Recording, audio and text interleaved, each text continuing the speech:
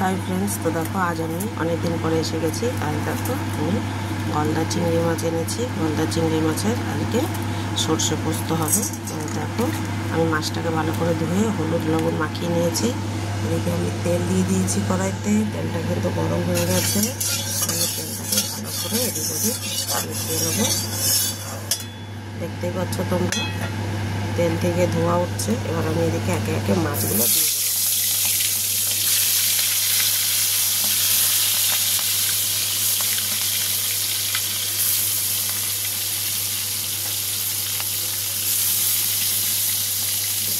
তোমরা মাছটা সব দিয়ে দিয়েছি। এবার একটু ধোয়া আসতেছে। এদিকে দেখো আমি কিন্তু সর্ষে আর পোস্ত বাটা শুরু করে দিয়েছি। মাছ যতটা হবে সেই আন্দাজে কিন্তু সর্ষে আর পোস্তটা নিয়ে নিতে হবে। তো আমি এটা আদা বাটা হয়েছে আরও কেটে দিই, চলো দেখা যাবে। দেখো আমি কিন্তু মাছের একটু উল্টে দিয়েছি আর একটু উল্টে দেবো।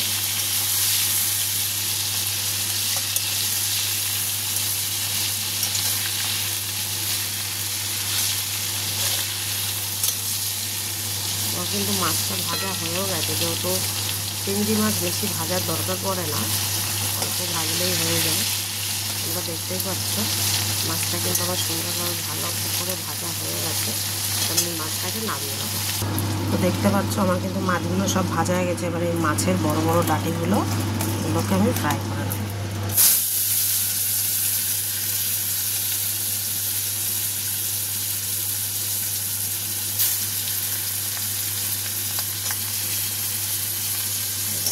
কিন্তু ভাজা খেতে ভীষণ মজা লাগে।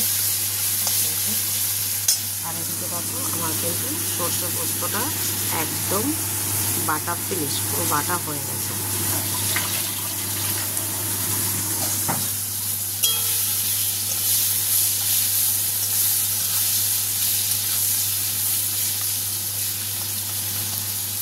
তোমরা কারা কারা এই মোটা মোটা ডাটাগুলো খাও অবশ্যই কমেন্টে জানাবে। তো দেখো আমার কিন্তু ডাঁটিগুলো ভাজা হয়ে গেছে। এবার আমি কড়াইতে তেলটা দিয়ে দিয়েছি, দেখতে পাচ্ছ। এবার আমি এতে দিয়ে দেবো একটু কালো জিরে ফোড়ন। এটা একটু ভাজা হয়ে যায়। তো দেখো আমি সর্ষে পোস্ত বাটাটাকে থালায় নিয়ে নিয়েছি একটু।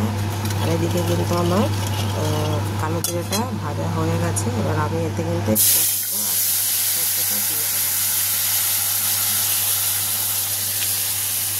গ্যাসের ফ্লেমটা কিন্তু একদম লো থাকবে, ওই টাইমে কিন্তু একদম হাই করা যাবে না। এতে আরেকটু জল দিয়ে দিয়েছি। এটাকে সুন্দর করে এইবার আমি গ্যাসটাকে হাই করে দেবো। দেখতে পাচ্ছ এতে এবার মশলা দিয়ে দিতে হবে অল্প অল্প করে। তো তোমরা দেখতে থাকো। দেখতে পাচ্ছ এটা কিন্তু ফুটে গেছে। এবার এতে আমি দিয়ে দেবো সামান্য হলুদ,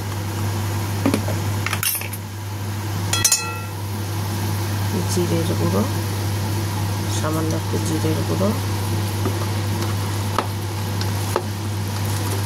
দিয়ে দেবো, স্বাদ অনুসারে লবণ, আর একটা মেন জিনিস সেটা হচ্ছে গিয়ে চিনি। দেখো আমি সামান্য একটু চিনি দিয়ে দিলাম। এবার এটাকে সুন্দর করে এভাবে দিয়ে নিতে হবে, সুন্দর করে একটু ফুটতে দেবো এটাকে।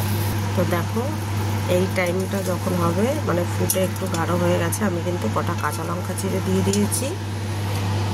আর এবার আমি এতে দিয়ে দেবো একটু জল। তোমরা কিন্তু গ্রেভিটা তোমরা তোমাদের মতো করে রাখবে। দেখতে পাচ্ছ আমি একটু জল দিয়ে দিয়েছি। এবার এটা ফুটলে মাছটা দিয়ে দেবো। দেখো ঝোলটা ফুটে গেছে। এবার আমি এই ভেজে রাখা সব গলদা চিংড়িগুলো কিন্তু এতে দিয়ে দেবো। দেখতে পাচ্ছ তোমরা আমি কিন্তু গলদা চিংড়িগুলো সব দিয়ে দিয়েছি। এবার এটার ঝোলটা খালি কমাতে হবে। তো দেখতে পাচ্ছ মাছগুলো কীরকম ফুটছে, টকবক টকবক টকবক টকবক। এটা কিন্তু তোমরা নারকেলের দুধ দিয়েও করতে পারো। আমি আজ নারকেল দিয়ে করিনি, আমি আজ সর্ষে পোস্ত দিয়ে করেছি। আমি আর একদিন করবো নারকেল দিয়ে। আরও কিছুটা মাছ আমার আছে।